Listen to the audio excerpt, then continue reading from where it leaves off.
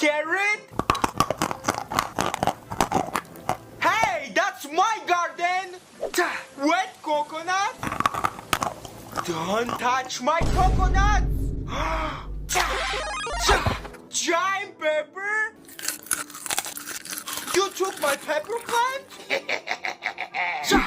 Moon melon?